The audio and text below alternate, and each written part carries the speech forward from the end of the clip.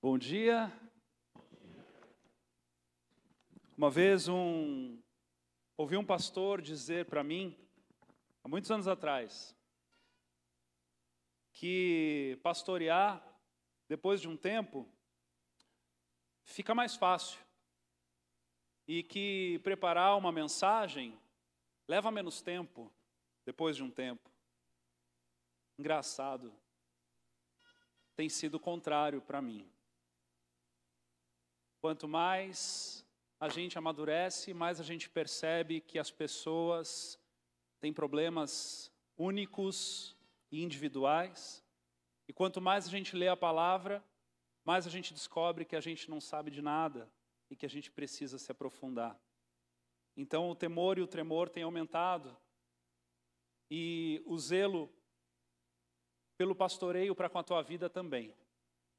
Então continue orando por nós, porque, primeiro, é um desafio e, segundo, é um grande privilégio.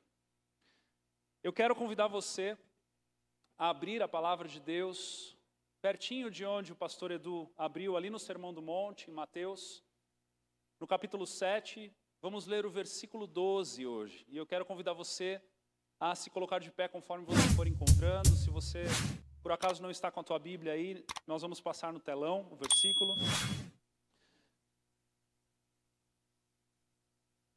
Obrigado, pastores Edu e Shea, pela honraria. Privilégio pastorear essa igreja, amados. É um privilégio ter o teu voto de confiança nesse lugar.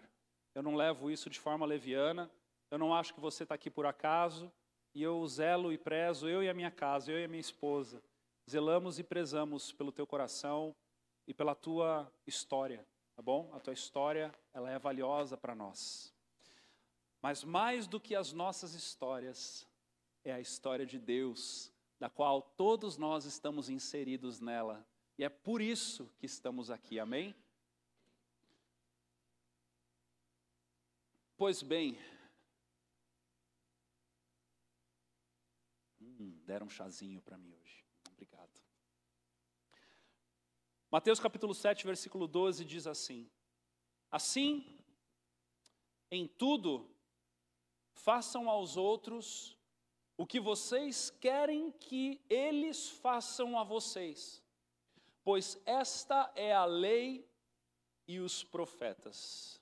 Amém? Obrigado por ter vindo. Deus te abençoe.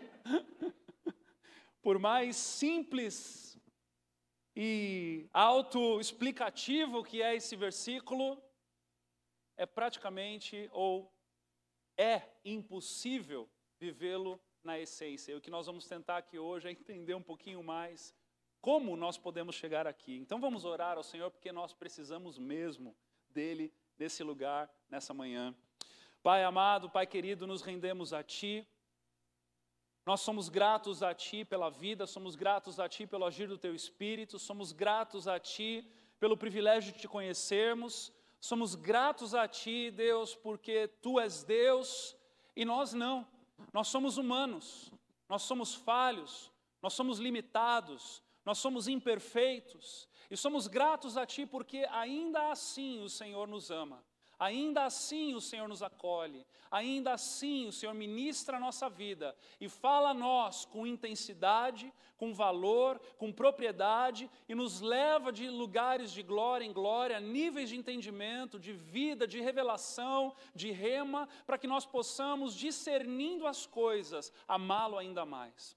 Deus, que nessa manhã, essa palavra, que aparentemente seja autoexplicativa, ou simples demais para se entender, sabemos dos grandes dilemas que é de se viver isso, Senhor.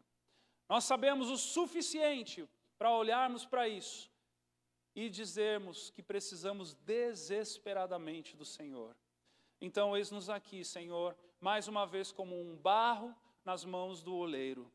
Usa-nos, Senhor, usa o Espírito Santo, usa a Tua palavra, usa uns aos outros, para que saiamos mais parecidos daqui hoje do que parecidos contigo daqui hoje do que como chegamos, em nome de Jesus. Amém. Pode se sentar.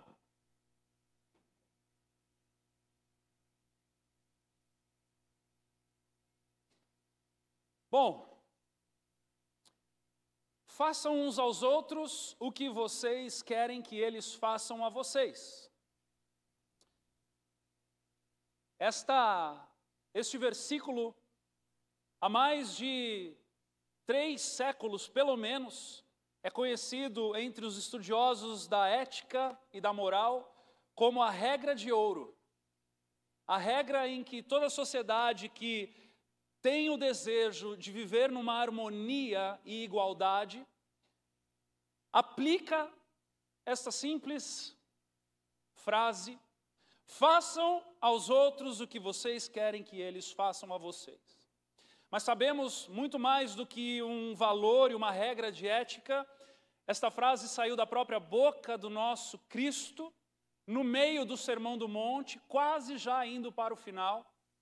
E ele não só diz isso, como ele diz ainda com um peso que eleva isso aos maiores exponenciais, dizendo: pois esta é a lei e os profetas. Ou seja, tudo que veio antes, desde Moisés, das leis, tudo que perpassou pelos profetas, tudo que foi profetizado, tudo que manifestou a vontade de Deus para com a humanidade, Jesus aqui vai dizer que se resume nessa frase: façam aos outros o que vocês querem que eles façam a vocês. Então essa frase, ela não tem nada de simples, ela não tem nada de ponto solto no meio de um discurso querendo ganhar votos, ela não tem nada de simples, de minimalista, de algo que passa desapercebido, de singelo. Mas é uma frase robusta, profunda, intensa, no meio de um discurso profundo. Se nós fôssemos procurar na palavra de Deus, irmãos, onde está o trecho de maior profundidade de doutrinas do próprio Deus para a humanidade, está aqui, Mateus 5, 6 e 7, Sermão do Monte. E Jesus está concluindo o seu sermão e ele solta essa. Agora, dentro do contexto do Sermão do Monte, dentro do contexto em que Jesus está explicando, dentro do momento em que ele está, diante de tudo que ele já falou, desde o capítulo 5, diante de tudo que ele está por falar, que nós já sabemos, nós podemos concluir muito facilmente que não tem como nós sairmos com essa única verdade no coração, se nós não tivermos uma visão correta, em primeiro lugar, de Deus, se nós não tivermos uma visão correta, em segundo lugar, a respeito de nós mesmos, para que daí então a gente tenha a visão correta a respeito do próximo. E com essa visão correta a respeito de Deus, de nós e do próximo, possamos tentar, ou melhor dizendo, gastar as nossas vidas em tentativa para fazer aos outros o que nós gostaríamos que fosse feito a nós. Então, com isso eu quero dizer para você que a primeira coisa que nós precisamos parar para pensar aqui nessa manhã é a respeito da visão que nós temos de Deus. Eu já falei isso aqui antes, algumas vezes, e é algo de muito valor. Nós chegamos no universo gospel com pedaços de Deus, pedaços de revelação de Deus, pedaços de compreensões bíblicas, pedaços de vida de fé, pedaços remendos daquilo que Deus é. E no universo da vida com Deus, na nossa dedicação a conhecer a Deus, na nossa dedicação de se inclinar para conhecer verdadeiramente quem Deus é, nós vamos passando a nossa vida nos despindo dos velhos trapos e nos vestindo daquilo que é glorioso, que está na palavra de Deus e que revela Deus para nós. Então nós jamais podemos pensar que se nós estamos na igreja por 1 ano, por 5 anos, por 10 anos, por 15 anos, por 30 anos, dizer que nós conhecemos Deus o suficiente. Porque sempre haverá uma parte de Deus que Ele ainda não revelou para nós e que se nós nos dedicamos em conhecê-lo, que este é o coração do adorador, amém? O adorador não é aquele que pega o violão e toca uma música. O adorador é aquele que se preocupa em conhecer a Deus todos os dias. E esse adorador, então, quando ele se inclina em conhecer a Deus todos os dias, quando ele medita na sua palavra dia e noite, quando ele faz da palavra de Deus a resposta das suas perguntas, quando ele compreende que um texto bíblico, ele não só está falando a respeito do que fazer e do que não fazer, mas ele também está falando a respeito da pessoa de Deus, quanto mais eu vou lendo, quanto mais eu vou ouvindo, quanto mais eu vou vivendo a minha vida de fé, então estas velhas roupas vão sendo trocadas por novas vestimentas. E eu vou então aprendendo a ter a visão correta de Deus. Veja que alguns versículos antes deste que nós lemos, do versículo 12 aqui, do capítulo 7, do versículo 7 ao 11, Deus se manifesta através do próprio Deus Filho a sua bondade. Diz assim: peçam e será dado, busquem e encontrarão, batam a porta e será aberta.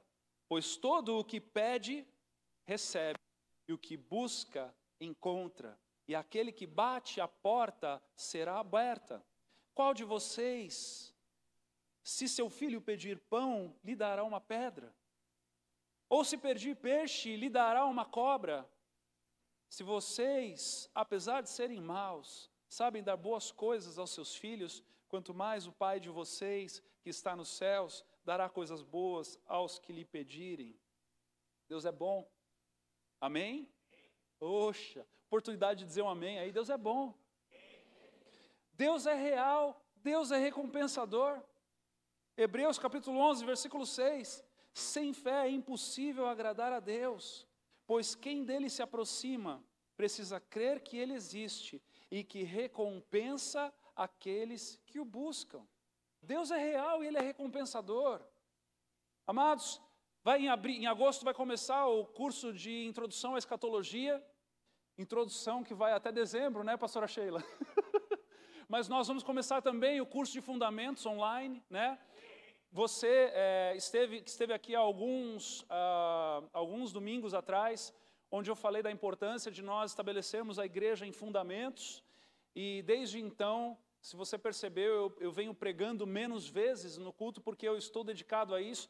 Eu estou na 20ª aula escrita já, mas estamos gravando os vídeos, e vídeos gravados eu estou na 4ª aula. Então, a partir da primeira semana de agosto, dentro do aplicativo do Prover, não fique assustado, a gente vai passar todas as informações ainda, tá? Mas dentro do próprio aplicativo Prover, você vai ter ali o curso, a videoaula, você vai ter um teste para você fazer, e você vai ter o esboço ou a parte escrita do curso para você também ter acesso, tá? Então a gente está disponibilizando isso. Inclusive, nós demos uma pausa quanto aos batismos nas águas, para que justamente a gente possa terminar os fundamentos e poder passar essas pessoas todas pelos fundamentos, para daí fazermos o batismo nas águas, tá bom? Então estamos num processo aí, estaremos num processo até a volta de Jesus, amém? Mas, enfim, neste processo é isso que está acontecendo, e Deus tem sido bom, maravilhoso e gracioso no nosso meio. Mas eu estou dizendo isso porque estas qualidades de Deus, elas estão no curso de fundamentos. Deus é bom, Deus é real, Deus é recompensador, Deus é vivo, Deus é pessoal, Deus é espírito, Deus é infinito, ilimitado e irrestrito. Deus é eterno, Deus é imutável, Deus é santo, Deus é amor, Deus é onipotente, onipresente, onisciente. Deus é glorioso. Deus é glorioso, e eu quero ler com você Isaías, capítulo 40, um trecho da palavra de Deus, de tirar o fôlego, meus irmãos. Porque o Senhor, Ele se revela na palavra de Deus de muitas formas, mas os momentos em que através do profeta Ele fala, nós temos ali algo que é ainda mais excelente. Nós temos na palavra o próprio Deus se revelando para nós. E no momento em que Isaías está ali no capítulo 40, o Senhor começa a falar a respeito dele mesmo como um consolador para o seu próprio povo. E eu quero ler com você, a partir do versículo 10. Diz assim: o soberano, o Senhor vem com poder, com seu braço forte ele governa. A sua recompensa com ele está e seu galardão o acompanha. Como pastor, ele cuida de seu rebanho. Com o braço, ajunta os cordeiros e os carrega no colo. Conduz com cuidado as ovelhas que amamentam suas crias. E agora então ele começa a falar da sua grandeza e diz assim: quem mediu as águas na concha da mão? Ou com o palmo definiu os limites do céu? Quem jamais calculou o peso da terra e os pesou os montes na balança e as colinas nos seus pratos? Quem definiu limites para o Espírito do Senhor e os instruiu como seu conselheiro? A quem o Senhor consultou que pudesse esclarecê-lo e que lhe ensinasse a julgar com justiça? Quem lhe ensinou o conhecimento ou lhe apontou o caminho da sabedoria? Na verdade, as nações são como a gota que sobra do balde. Para ele, são como o pó que resta na balança. Para ele, as ilhas não passam de um grão de areia. Nem as flores do Líbano, as florestas do Líbano, seriam suficientes para o fogo do altar. Nem os animais de lá bastariam para o holocausto. Diante dele, todas as nações são como nada. Para ele, sem valor e menos que nada. Com quem vocês compararão Deus? Como poderão representá-lo? Com uma imagem que o artesão funde e que o ourives cobre de ouro e para a qual modela correntes de prata? Ou com o ídolo do pobre que pode apenas escolher um bom pedaço de madeira e procura um marceneiro para fazer uma imagem que não caia? Será que vocês não sabem? Nunca ouviram falar? Não lhes contaram desde a antiguidade? Vocês não compreenderam como a terra foi fundada? Ele se assenta no seu trono acima da cúpula da terra, cujos habitantes são pequenos como gafanhotos. Ele estende os céus como um forro e os arma como uma tenda para neles habitar. Ele aniquila os príncipes e reduz a nada os juízes deste mundo. Mal eles são plantados ou semeados, Deus sopra sobre eles e eles murcham. Um redemoinho os leva como palha. E aí Deus diz: com quem vocês vão me comparar? Quem se assemelha a mim? Pergunta o santo. Ergam os olhos e olhem para as alturas. Quem criou tudo isso? Aquele que põe em marcha cada estrela do seu exército celestial e a todas chama pelo nome. Tão grande é o seu poder e tão imensa a sua força que nenhuma delas deixa de comparecer. Esse é o teu Deus. Esse é o meu Deus, esse é o nosso Deus. É um Deus glorioso, de resplendor radiante, de majestade aterrorizante. Às vezes cantamos que queremos ver a glória de Deus, não fazemos ideia do que estamos pedindo. Assim como o profeta Isaías se encontra no trono de Deus e diz: ai de mim. E o Senhor tem que tocar a boca daquele homem com uma tenaz, para que ele então possa permanecer na presença de Deus. Irmãos, quanto mais conhecemos Deus, mais percebemos a incompatibilidade dele conosco. Mais descobrimos a distância e o abismo que está entre nós e ele.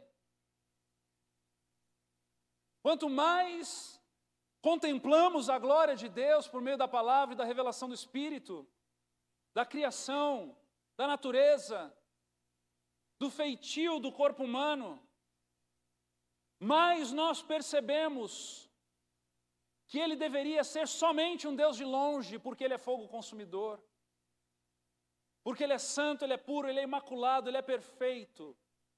E nós, essa é a outra parte que nos cabe refletir nessa manhã. A visão correta a respeito de nós. Precisamos de uma revolução de entendimento nesse assunto. Infelizmente, nunca estivemos tão individualizados, tão humanizados, centrados em nós mesmos do que hoje. Podemos aceitar o desafio de olhar para Deus e dizer há mais do que descobrir, mas mais difícil do que isso hoje para nós é aceitarmos o desafio de nos tornarmos menos do que já somos.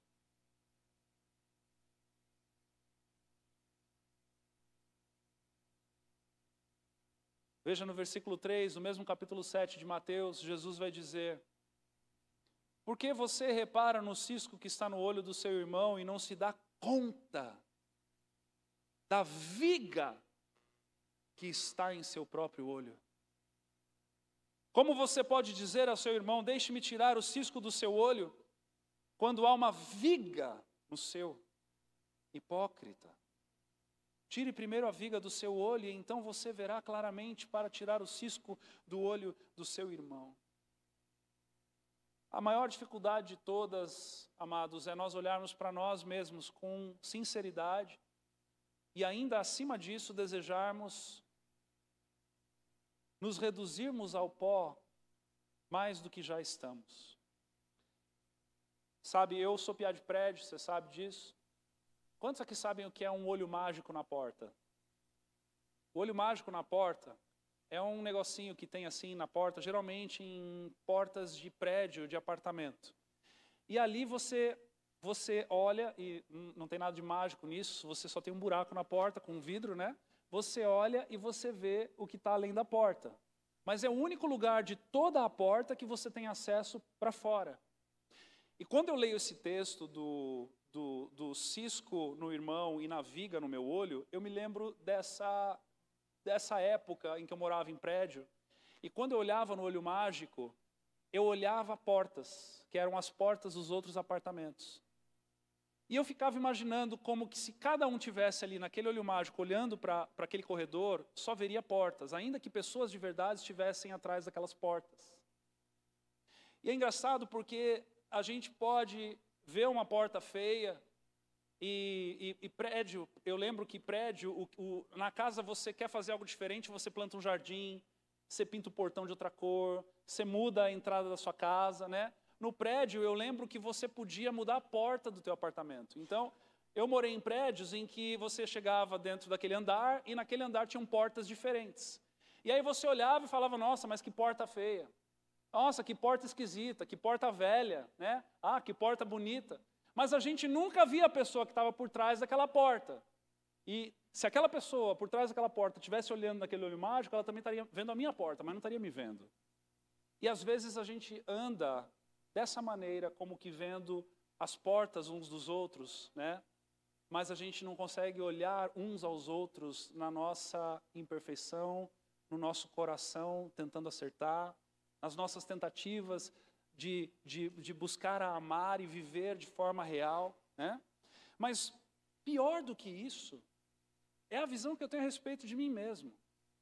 Porque, sabe, Paulo, quando vivia uma vida ministerial, e enquanto viveu uma vida ministerial, ele constantemente falou a respeito de quem ele era, de uma perspectiva diminutiva, de uma perspectiva em que ele se reduzia, porque ele entendia a grandeza de Deus e a grandeza do seu chamado, mas quando ele olhava para si, ele se reduzia. Olha lá, por exemplo, em 2 Coríntios capítulo 4, versículos 5 a 7, diz assim: mas não pregamos a nós mesmos, mas a Jesus Cristo, o Senhor, e a nós como escravos de vocês.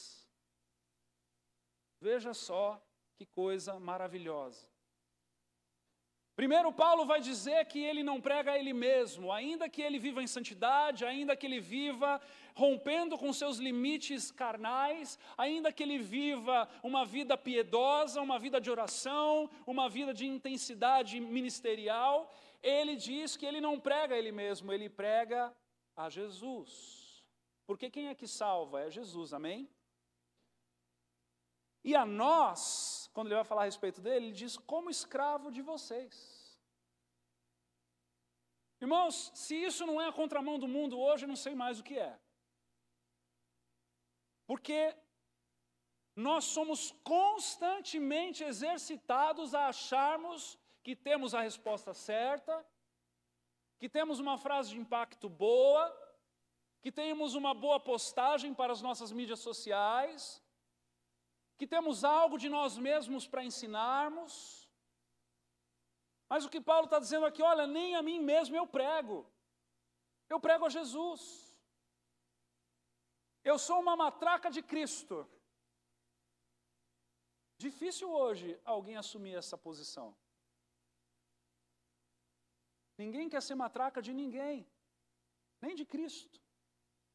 Porque a pessoa, ela entende que ela tem uma verdade que precisa ser manifesta. Ela precisa deixar uma marca. Ela precisa fazer a diferença. E tudo isso, de certa forma, é verdade, mas deve ser aos olhos de Deus e não dos nossos próprios. Aos olhos dos próximos e não do nosso próprio. Cristo é a boa nova, não eu. O que eu sou? Eu sou escravo. De quem? De Cristo e de vocês.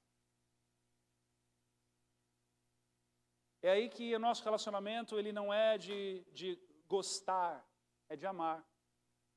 Porque quando a gente gosta de alguém, é porque a gente gosta de como ela gosta da gente. Mas quando a gente ama porque a gente aprendeu a amar incondicionalmente. E a gente manifesta aquilo que de graça a gente recebeu, porque Deus amou primeiro. E se Deus amou primeiro, então eu recebo o amor de Deus, e eu agora estou cheio daquilo que não é meu, porque é de Deus. Ele derrama sobre mim, e a partir disso, de tanque cheio, eu posso amar. Não amar do meu jeito, amar do jeito de Deus. Porque Ele encheu o meu tanque. Ele é a primícia, eu sou um canal. Agora, se eu tenho a visão a respeito de mim, de que eu sou a resposta, de que eu posso ajudar, de que eu estou apto, de que eu sou aquele que carrega uma verdade, e uma verdade que é minha, então há algo de errado. Veja que Paulo vai continuar dizendo, versículo 4 ali, do versículo 6, 2 Coríntios 4. Pois Deus que disse, das trevas resplandeça a luz, Ele mesmo brilhou em nossos corações, para a iluminação do conhecimento da glória de Deus na face de Cristo. Mas temos esse tesouro, que é um tesouro, amém? Quantos aqui carregam um tesouro? Glória a Deus. Mas em vasos de honra e de glória, é isso que a Bíblia está falando? Em vasos reluzentes, polidos, alvos como a neve. Não, em vasos de barro. De barro. Para quê? Qual é o propósito? Por que é vaso de barro? Porque Deus se arrependeu de usar o barro para fazer o homem? Não. Porque é para mostrar justamente que o poder que a tudo excede provém de Deus e não do homem. Amém? Então, irmãos, nós estamos no meio de um tiroteio secularizado, humanista, onde o homem se assentou no trono e ele não quer sair dali. O homem se assentou no trono e ele não quer sair dali. E o problema é que dentro da igreja, às vezes, tem gente dizendo, Jesus seja bem-vindo, assente-se à minha direita.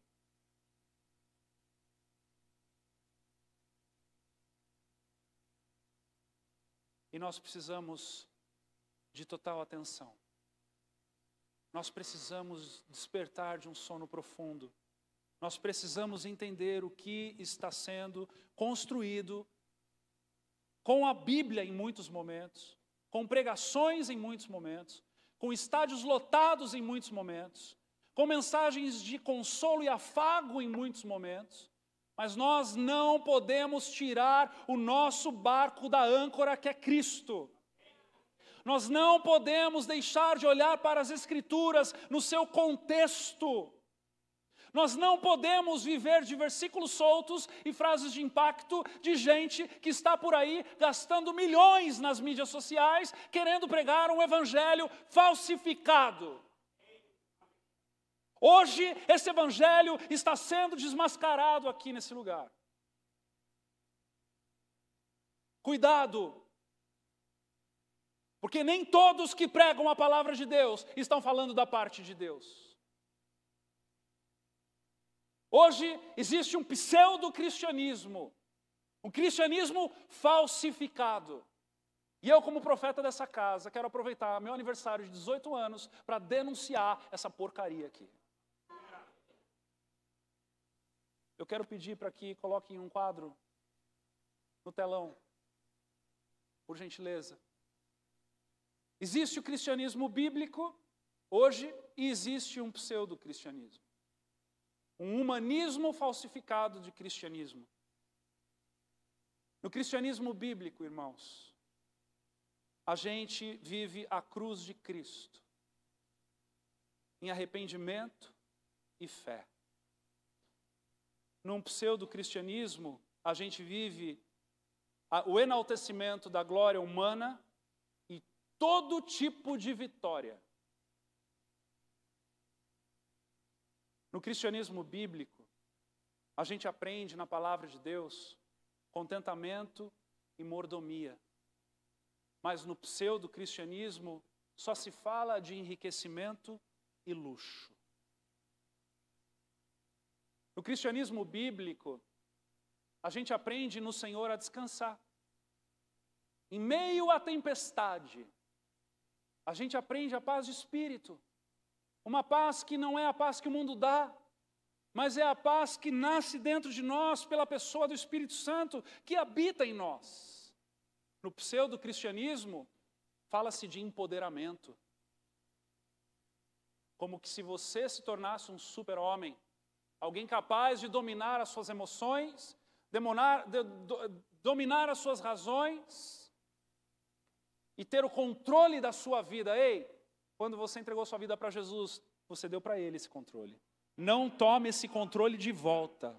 Não seja tolo para tomar esse controle de volta. No cristianismo bíblico, a gente é desafiado, como hoje, já vamos chegar lá, a viver uma vida dedicada para o próximo. É para o próximo. É para o próximo que Paulo se fez de servo. É para o próximo que Jesus se fez de servo. Mas nesse pseudo-cristianismo eu sou tentado o tempo inteiro a viver uma autorrealização, uma vida dedicada para mim mesmo. No cristianismo genuíno, eu aprendo a ter bom ânimo nas aflições, porque é uma promessa de que no mundo nós teríamos aflições, mas tem de bom ânimo porque eu venci o mundo.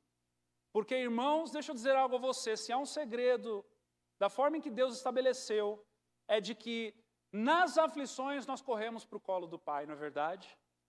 Então, às vezes eu me pergunto se Ele deseja, em alguns momentos, tirar as aflições de nós ou aproveitar elas. Mas, num pseudo-cristianismo, nós vamos aprender que há uma crença de uma vida sem aflições, e que se você está vivendo aflição, é porque você não tem fé suficiente. É porque você não dizimou, é porque você está em pecado, e por causa disso, então, você está vivendo uma aflição. E você precisa, de algum jeito, tampar esse buraco, achar aí um benzedor gospel, para ele descobrir qual é o teu problema, para você aí receber um labacheia e sair tinindo. Mas o Senhor não nos ensina assim. Ele diz para que a gente vai ter aflição. E é por isso que no humanismo, quando eu olho para mim, e eu olho para mim sozinho, porque não tem ninguém do meu lado, eu vivo a aflição e eu tenho que viver ela isolada. Mas perceba que se o corpo de Cristo estiver funcionando de maneira adequada, a minha aflição se torna a aflição daqueles que estão ao meu redor. Portanto, eles podem me confortar e me consolar. Mas numa ideia humanista, onde eu me sirvo do que eu quero e eu faço do jeito que eu quero, eu não vou ter ninguém para me consolar, porque eu já me distanciei de todo mundo. E tem gente assim na igreja. Tem gente assim na igreja que vem para receber uma dose aí e vive uma vida paralela. Não vai em casa, não participa de nada, não tem comunhão com ninguém. Não, isso aí eu não gosto de fazer. É humanismo. Entrou. Conhecimento de Deus no cristianismo bíblico. Eu me dedico para conhecer ao Senhor, porque eu amo mais do que a mim mesmo. Se eu o amo mais do que a mim mesmo, o meu desejo está em conhecê-lo, para agradá-lo, para servi-lo, para amá-lo. Eu não sou mais meu, eu não sou mais de mim mesmo. Então eu amo ao Senhor e eu o conheço. Mas nesse pseudo-cristianismo, fala-se muito de autoconhecimento. Porque quanto mais você se conhecer, menos você vai sofrer, mais você vai dominar você mesmo, mais você vai garantir com que tudo corra bem. Jesus disse: vinde a mim, vós que estáis cansados e sobrecarregados, e eu vos aliviarei. Ele não diz, eu revelarei você para você mesmo. Ele diz, venha para mim. No cristianismo bíblico, os objetivos. Senhor, revela em nome de Jesus. Irmãos, isso aqui é mais espiritual do que qualquer coisa, porque eu não estou aqui para te convencer, não. Isso aqui precisa de um lavar do Espírito no teu coração nessa manhã. Eu oro em nome de Jesus. Que você seja lavado pelas águas purificadoras do Espírito Santo. No cristianismo bíblico, os meus objetivos são coletivos. É para o corpo, é a necessidade do próximo, é aquilo que ele precisa, é a visita que eu vou dar, é a ajuda financeira que eu vou dar, é a maneira criativa que eu tenho de servi-lo, é a forma em que eu me envolvo com a vida do próximo. Mas nesse pseudo-cristianismo humanista, as minhas metas, palavra boa, né? As minhas metas são pessoais. É um individualismo. E aí a pessoa diz, veja lá, pastor, não é bem assim, olha, eu tenho uma meta de ajudar ao próximo. Mas pode ter certeza, se a pessoa tem meta de ajudar o próximo e está fazendo meta individualizada, ele está terceirizando essa ajuda. Ou ele vai achar um jeito de pagar alguém para fazer, ou ele vai enfiar alguém em algum lugar. Tem gente que indica a igreja e nem vem na igreja. Eu tenho uma meta de ajudar o próximo. Senhor. E aqui, para acabar com bomba atômica, o cristianismo bíblico fala de uma prosperidade sim, viu? Nós cremos na prosperidade. Mas ela é de obras e relacionamentos. Ela não é de riquezas e saúde física. Veja, sabe por quê? Porque obra gera desgaste. Relacionamento, às vezes, até adoece emocionalmente. E aí a pessoa, quando ela começa a olhar para si e diz, eu estou enferma, ela diz, eu não posso mais me relacionar. Eu vou me ostracionar agora. Eu vou me abster dos relacionamentos, porque eu estou emocionalmente enfermo. Mas o Senhor, no cristianismo bíblico, ele propõe para nós prosperidade de obras e de relacionamento. E aí a gente vai se cansar, a gente vai se desgastar, a gente vai chorar. Aí na hora de chorar, a gente vai aprender a chorar com os que choram. A gente vai adoecer, mas a gente vai aprender a adoecer com os doentes.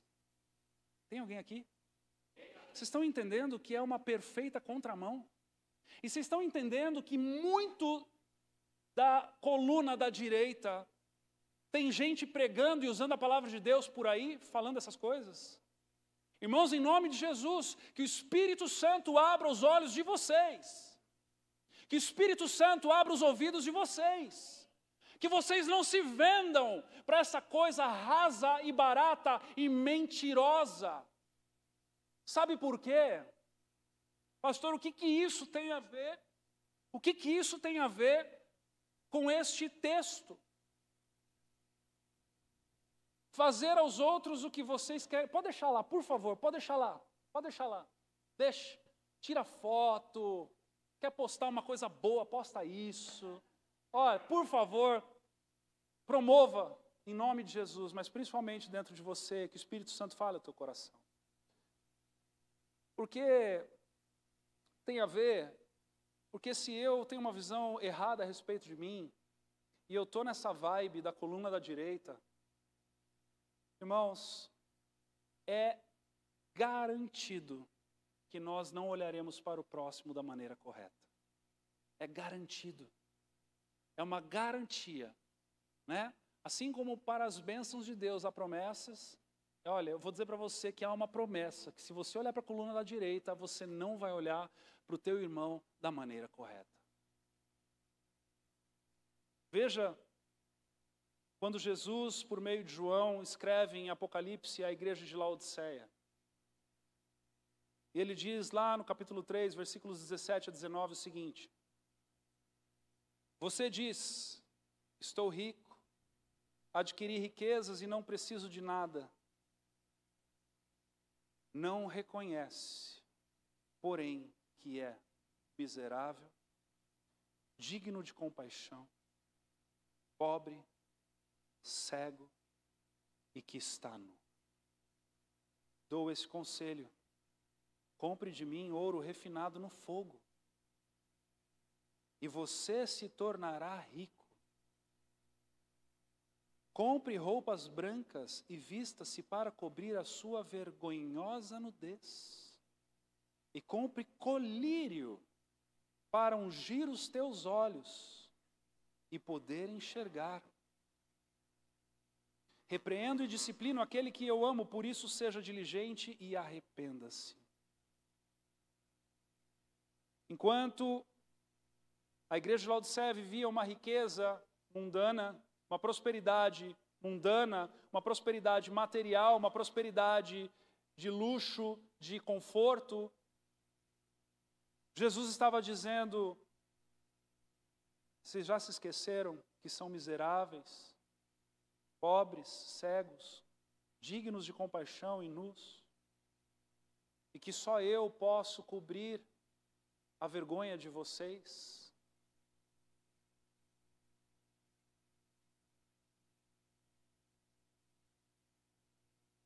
Nós precisamos aprender a continuar diante de Deus como miseráveis, dignos de compaixão, pobres, cegos e nus.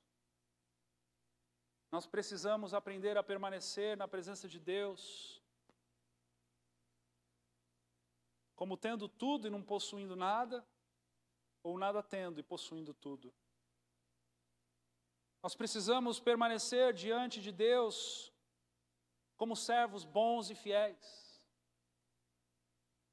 Nós precisamos aprender a permanecermos diante de Deus, como Deus sendo o tudo que temos. E encontrando nele todo o nosso contentamento, toda a nossa alegria, toda a nossa satisfação. Porque Ele é o caminho. Ele não é só a porta. Muitos fazem dele a porta. Só que essa porta que fazem dele é como aquelas portas de banco rotatórias, porque acha que entrou, mas não entrou, saiu de novo. Porque ele é a porta, mas ele é o caminho. Se o caminho é desconsiderado, a porta é rotatória. Mas quando o caminho é considerado, e nós olhamos e entendemos que o caminho é estreito, Perceba que lá em Mateus, onde nós estamos, no Sermão do Monte, a partir deste versículo 12, em que Jesus termina essa admoestação ou este convite para uma vida com propósito para o próximo, ele vai dizer na sequência, no versículo 13, entrem pela porta estreita, pois larga é a porta e amplo é o caminho que leva à perdição.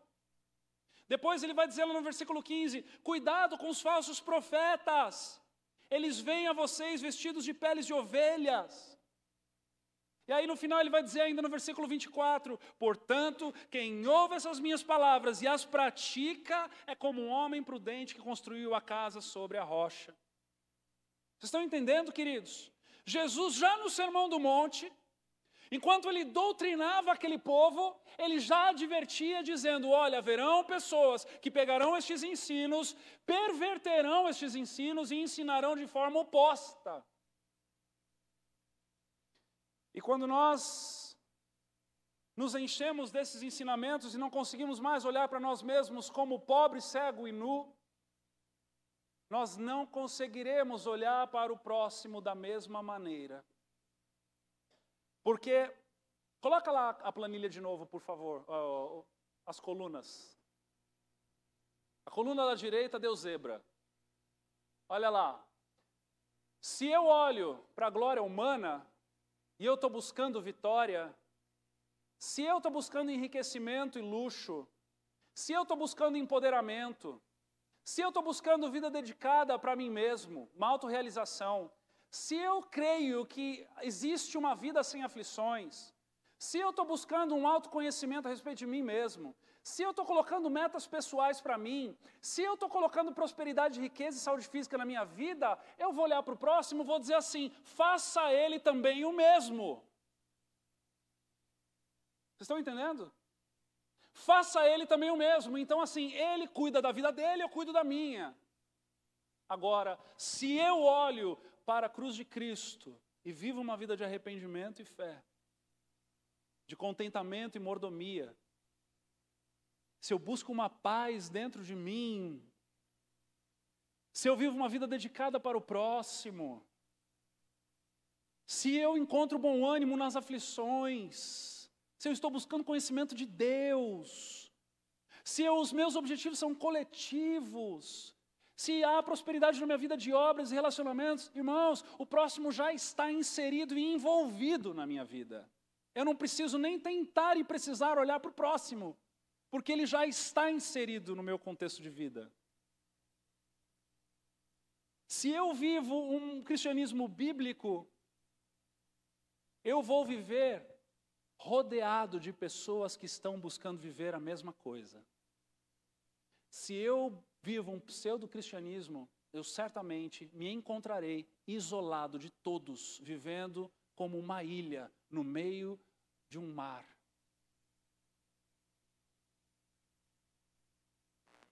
E essa é a visão correta que eu preciso ter a respeito do outro.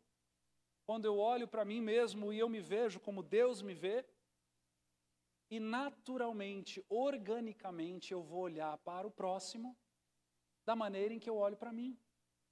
Como um necessitado, como uma pessoa que vive aflições, como uma pessoa que precisa conhecer mais de Deus, como uma pessoa que depende mais de Deus, como uma pessoa que precisa de ajuda, como uma pessoa que não consegue viver sozinho, que precisa estar buscando essa paz do Espírito em momentos de aflição. Então, naturalmente, eu vou construir um ambiente, ou o Senhor vai construir um ambiente ao redor de mim, chamado igreja. E uma igreja que não é organizacional, mas é uma igreja que é orgânica. É por isso que há muito tempo já se falava de igreja visível e invisível. A igreja visível é essa aqui. Temos até a quantidade de pessoas que vieram, porque os diáconos já contaram.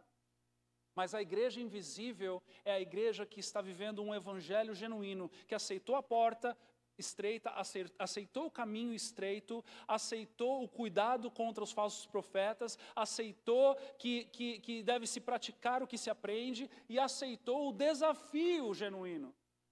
Então essa igreja invisível, ela está inserida em contextos, e ela não se encontra só aqui, ela está por aí também. Ela está nos cafés, nos discipulados, ela está no abrir do coração uns com os outros, ela está naquela surpreendente visita de alguém que chega com ajuda de alimento quando a pessoa está desempregada ou estava sem recurso. A igreja invisível, ela se encontra por aí. E nós precisamos então denunciar esse tipo de ensino que está desconstruindo cada vez mais a igreja invisível. O Senhor é o nosso pastor.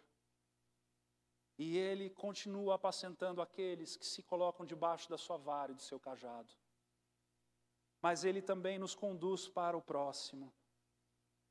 Veja lá em Mateus 9, um momento em que Jesus, no meio das suas jornadas, versículo 35 diz assim, que Jesus ia passando por todas as cidades e povoados, ensinando nas sinagogas, pregando as boas novas do reino e curando todas as enfermidades e doenças. Ao ver as multidões, teve compaixão delas, porque estavam aflitas e desamparadas, como ovelhas sem pastor. Então disse aos seus discípulos, a partir disso, ele diz, a colheita é grande, mas os trabalhadores são poucos. Peçam, pois, ao Senhor da colheita que envie trabalhadores para a sua colheita. Irmãos, os trabalhadores, os obreiros, os irmãos em Cristo Jesus, são pessoas que se movem de compaixão pelo próximo. São pessoas que encontram em Deus algo glorioso e inalcançável. Se maravilha com aquilo que jamais poderia alcançar por conta própria, mas por amor, que amou primeiro, Jesus se torna o caminho. E então ela olha para si e ela se vê pobre, cega e nu, pecadora, incapaz de cuidar de si mesma. E ela então começa a buscar em Deus ajuda, mas essa ajuda que ela busca de Deus e Deus a dá, ela aprende que essa ajuda é a mesma ajuda que ela pode ajudar a outros, enquanto outros ajudam ela, e isso vai se misturando, e a glória de Deus vai tomando conta de nós, e a presença de Deus vai se manifestando, e Ele vai se revelando no meio de nós. E a partir dessa visão correta que eu tenho então a partir do outro, eu começo a entender que eu posso e devo e sou desafiado pelo Senhor a ouvir atentamente o que essas pessoas estão dizendo, sem julgar, sem interromper. Eu posso validar sentimentos, buscando me colocar no lugar daquela pessoa, ou por já ter passado por aquele momento, ou por talvez um dia ainda ter que passar, ou simplesmente pelo fato de que ela está ali abrindo e rasgando o seu coração. Quando eu tenho a visão correta a respeito do próximo, eu posso ser gentil no trato das dificuldades, caminhar junto, andar a milha extra, não levar para o pessoal. Às vezes no pastoreio, queridos, a gente tenta tratar algumas coisas, a pessoa, ela parece aquele cavalo indomável e começa a dar coice. Mas quando a gente entende que é pela graça do Senhor, que é por um amor que primeiro nos amou e que eu sou amado por esse amor, eu não levo para o pessoal. Eu entendo que essa pessoa ainda precisa receber de uma dose maior de amor. E para a ironia dos crentes, o Senhor desafia aqueles que estão levando coice a amarem mais, a ouvirem ainda mais os corações. Quando eu tenho a visão correta a respeito do próximo, eu quebro barreiras para estar perto, eu pago preço para estar perto, eu mudo a minha agenda. Eu faço de uma maneira em que isso tem valor para mim. A comunhão, a opinião. A opinião, ontem mesmo estava falando não sei com quem. E a gente conversando a respeito de assuntos. E aí eu disse, eu sei quem considera a opinião do pastor. Eu sei quem não considera. Eu sei quem considera a opinião de alguém que pode trazer mais da palavra de Deus numa determinada situação da vida. Eu sei quem não considera. E tudo bem, paciência. Talvez falte mais amor. Então a gente precisa se entregar mais, a gente precisa manifestar mais Cristo. Pode ser. Eu não simplesmente olho a dificuldade do próximo e digo, esse aí não quer nada com nada, quer saber, eu também não quero nada com ele. Não, eu me aproximo, eu presto atenção, eu dou atenção devida, eu tento ouvir além das palavras que estão sendo ditas. Eu tento entender de onde parte esse pensamento, de onde parte essa ação, por que está fazendo assim, por que está vivendo desse jeito. Porque a gente decide se envolver. E a gente vai quebrando barreiras, às vezes até barreiras inconvenientes, por uma causa maior. Saiu um filme recentemente, eu quero indicar para você, O Pior Vizinho do Mundo, o nome do filme, com Tom Hanks. Baita de um filme. Um baita de um filme.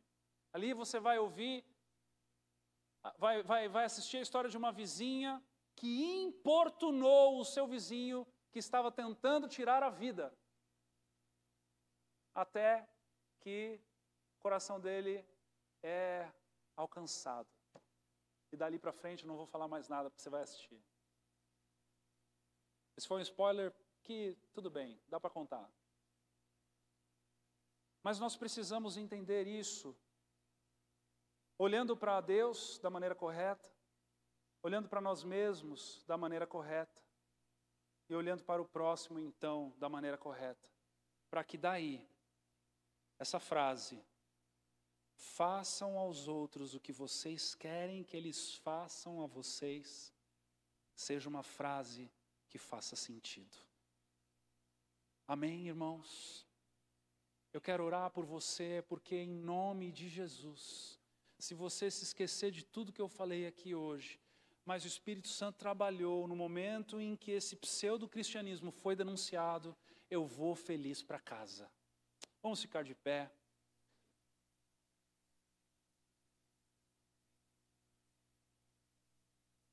Todos nós precisamos de mais graça de Deus, de mais compaixão, de mais perdão, de mais interesse, de mais envolvimento, de mais sensibilidade, para que a obra de Deus seja plena nas nossas vidas e que o Espírito Santo tenha liberdade. Quero convidar você a fechar os teus olhos e orar a Deus nesse momento. Exponha teu coração para Ele. Talvez a tua falha, ou o momento em que você está, é o desinteresse para com Deus. Peça perdão a Ele. Reconcilie-se com teu Deus. Talvez você esteja no momento em que você tem olhado mais para você do que nunca. E eu suspeito dizer que esse é o caso da grande maioria nossa aqui. Temos olhado muito para nós. Temos olhado com muita intensidade para nós mesmos. Estávamos esses dias conversando a respeito de tudo que nós comemos em uma semana, as refeições que nós tivemos. Eu lembro que nessa semana que nós estávamos falando, teve churrasco, teve aniversário, teve bolo, teve um monte de coisa. Há uma abundância no meio de nós, há uma prosperidade financeira no meio de nós, e isso é dádiva de Deus. Isso não tem um mal essencial, mas que pode ser usado para o mal, pode. Que pode ser desvirtuado da nossa essência, nos roubado da presença de Deus, pode. Então, é um momento de reflexão. É um momento de reflexão.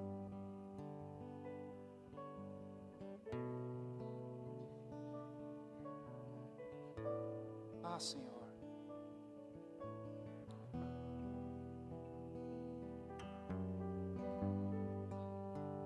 Oramos nessa manhã,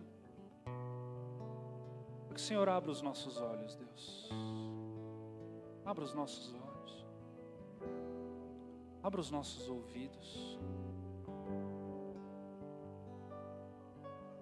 Coloque sobre nós um desejo maior de conhecê-lo. Coloque sobre nós um desejo de diminuirmos-nos, de olharmos para nós mesmos com menos intensidade, com menos valor. Nós rejeitamos aqui no meio de nós todo o antropocentrismo, todo o humanismo disfarçado de autocuidado. Senhor, o Senhor se gastou por nós, e essa é a proposta do Evangelho, Deus. Queremos reconhecer essa verdade, esse ensinamento nessa manhã, de que da maneira em que o Senhor se gastou, nós possamos como igreja, como coletividade, cada um fluindo no seu dom, no seu carisma, cada um fazendo a sua parte, possamos nos gastar uns para os outros, possamos nos entregar uns para os outros. Ah, Deus, em nome de Jesus, em nome de Jesus, que possamos nos compadecer contigo no madeiro e nos vermos lá também, Senhor, para que nós possamos nos entregar com mais facilidade. Em nome de Jesus, que nós possamos olhar para os teus grandes feitos, Senhor, e nos inspirarmos, nos abdicando de nós mesmos, Deus, em tantas coisas supérfluas e superficiais que têm, Senhor, roubado o nosso tempo aqui na terra, saqueado, Deus, a nossa forma de ter empatia para com o próximo, de ter um amor alheio, verdadeiro, um interesse, um engajamento genuíno. Ah, Deus, em nome de Jesus, arranca do nosso coração essas desculpas mentirosas e satânicas.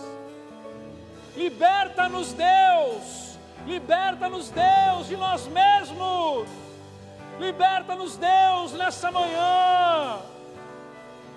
Ah, Senhor, queremos brilhar a Tua luz, queremos viver uma vida intensa em Te conhecer e servir ao próximo, como igreja, como coletivo, cada um completando a obra do outro. Ah, Senhor, em nome de Jesus, que sejamos inspiradores uns para os outros, que sejamos altruístas uns para os outros. Desmistifica esta figura pastoral que se terceiriza tudo para Ele. Deus, em nome de Jesus, nós todos somos sacerdócio real, nós todos somos habitação do Espírito Santo. Nós todos somos a resposta da necessidade alheia. Oh Deus, em nome de Jesus, dá-nos olhos para ver, ouvidos para ouvir. Que a Tua palavra, Senhor, nos arranque de nós mesmos. Ah, Deus, em nome de Jesus. Em nome de Jesus, Senhor, tira de nós todo o egoísmo.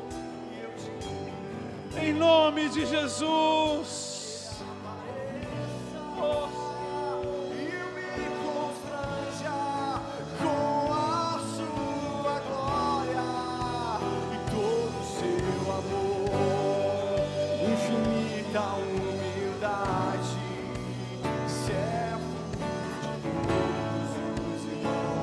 Que Ele cresça e eu diminua, que Ele apareça e eu me constranja com a Sua glória, todo o Seu amor infinita humildade, servo de todos os irmãos, que ele cresça e eu diminua, que ele apareça e eu me constranja com a sua glória e todo o seu amor, infinita humildade,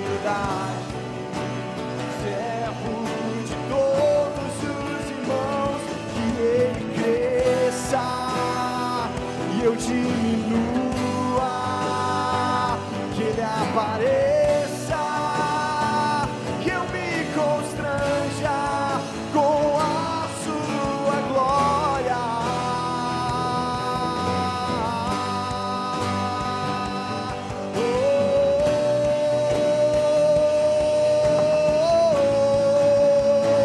Que ele cresça e eu diminua, que ele apareça e eu me constranja com a sua glória e todo o seu amor, infinita humildade, servo de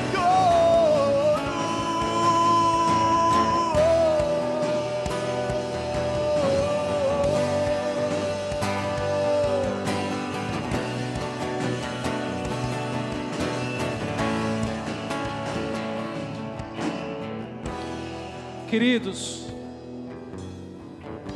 o que está acontecendo aqui nessa manhã é um desmascarar de algo que fomos engodados, enganados.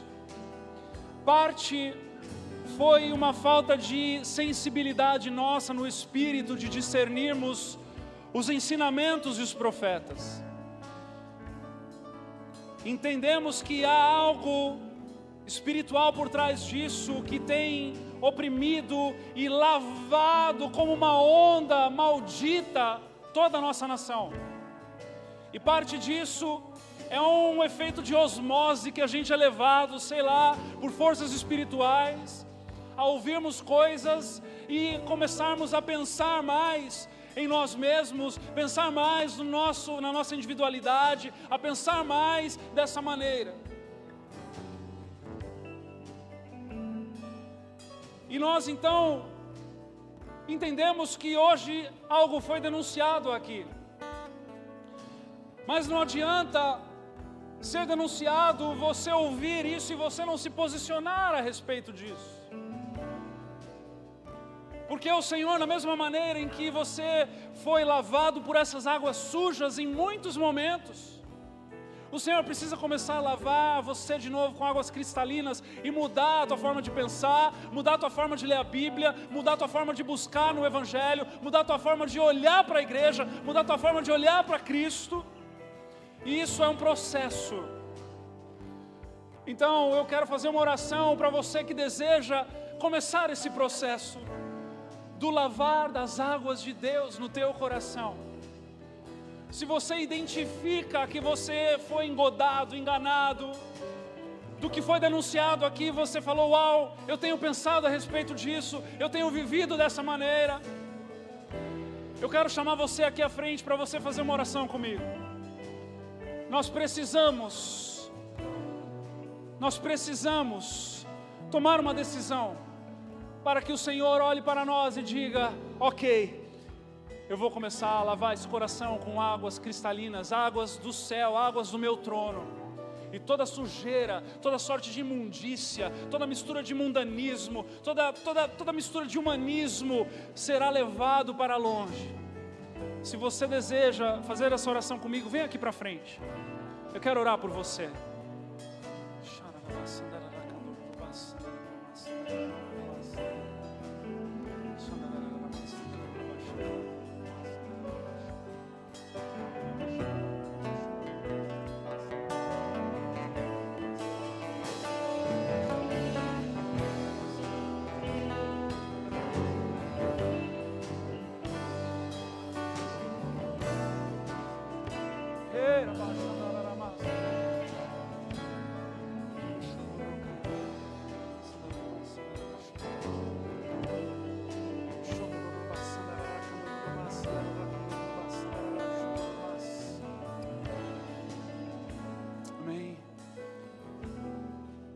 aos pastores e líderes de em casa que estão aqui e que não vieram à frente. Não tem problema se você é líder de em casa, veio à frente, se você é pastor e veio à frente.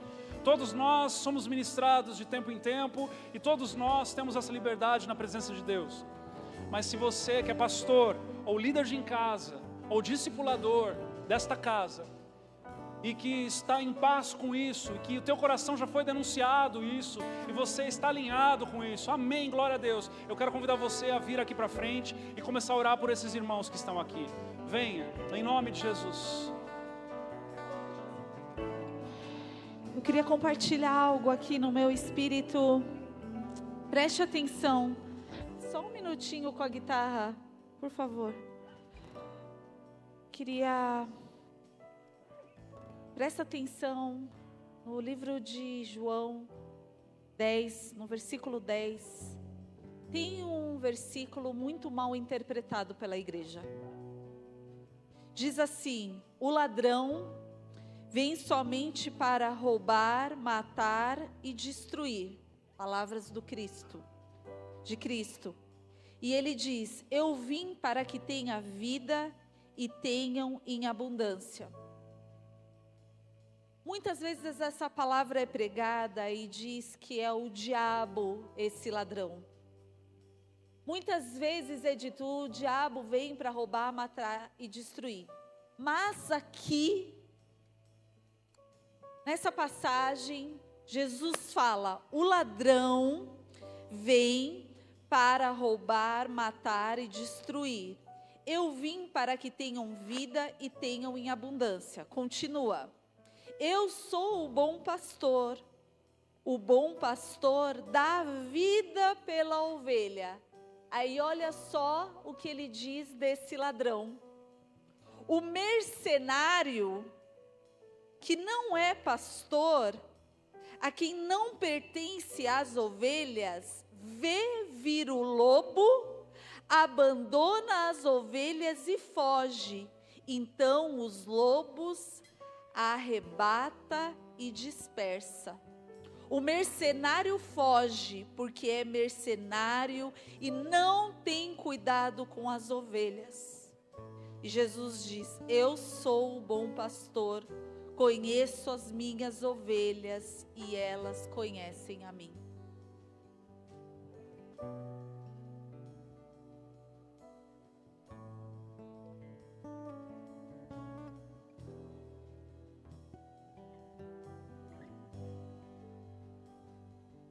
Dá para entender, né, amados? Dá para entender, né? Tá bem claro aquilo que o Espírito começa a revelar e a descortinar sobre o pastoreio de Jesus e de mercenários. Porque os mercenários são aqueles que não são pastores. E quando a ovelha vem tragar a ovelha, quando o lobo vem tragar a ovelha, eles fugirão. Porque mercenário está em busca de uma coisa e a gente sabe o que é. Que possamos abrir o nosso coração a sermos apacentados pelo Cristo, que é o caminho. Por esse Cristo que é o bom pastor, que conhece as ovelhas e as ovelhas o reconhecem. Que possamos sintonizar o nosso coração, o nosso ouvido, a voz do nosso pastor. Pastores, líderes, ministrem essas pessoas em nome de Jesus. Vamos deixar o Espírito Santo fluir aqui por mais alguns minutos, em nome de Jesus. Ora, baixada.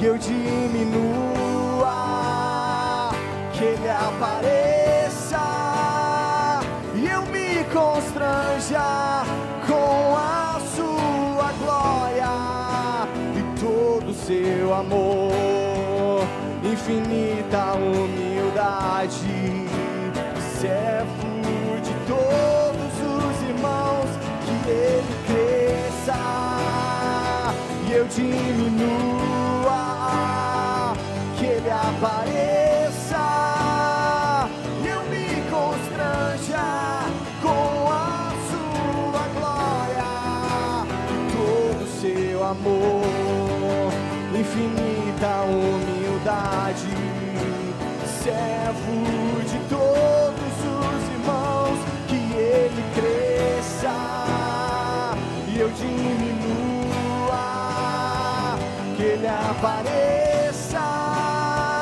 e eu me constranja com a sua glória, infinita humildade e servo de todos os irmãos,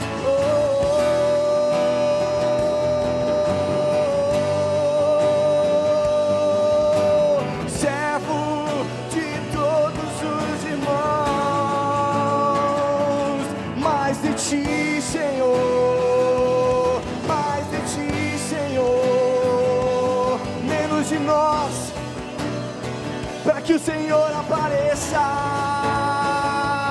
menos de nós, Senhor, menos de nós, Senhor, menos de nós,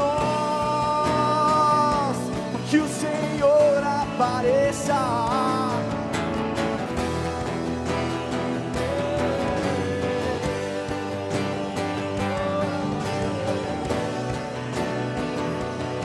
Vamos cantar juntos, que Ele cresça. Vamos todos cantar juntos. Ele cresça e eu diminua, que Ele apareça e eu me constranja com a sua glória e todo o seu amor, infinita humildade.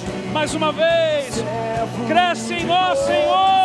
Tu és tudo para nós. Que Ele cresça e eu diminua, que nós diminuamos, que Ele Deus. apareça, Aleluia. e eu me constranja com a sua glória, todo o seu amor, infinita humildade, servo de todos os irmãos. Aleluia.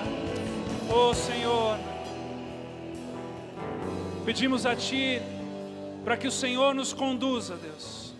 Nos conduza primeiramente a Ti. Tu és a fonte, Tu és o centro, Tu és o alfa, Tu és o ômega, Tu és o início e o fim. De Ti, por Ti e para Ti todas as coisas, tudo se converge em Ti. Tu és o centro, Tu és tudo, Deus. E nós nos rendemos a Ti. A Tua igreja se rende a Ti. Reconhecemos que não somos nada, pecadores, pobres, cegos e nus. E diante de Ti encontramos o nosso prazer. Diante de Ti encontramos a comunhão contigo, amando a Ti sobre todas as coisas, e a comunhão horizontal com o próximo, buscando amá-lo como nós mesmos, ou como Cristo amou a igreja. Que a nossa vida seja gasta em Te conhecer e em servir ao próximo. Que a nossa vida seja gasta em Te conhecer e a servir ao próximo. Vamos repetir juntos isso. Diga: que a nossa vida seja gasta em Te conhecer e a servir ao próximo. Em nome de Jesus. Amém. Senhor te abençoe, te leve em segurança. abençoando a tua entrada e a tua saída, sendo contigo o teu presente maior. Um beijo no teu coração e uma semana abençoada.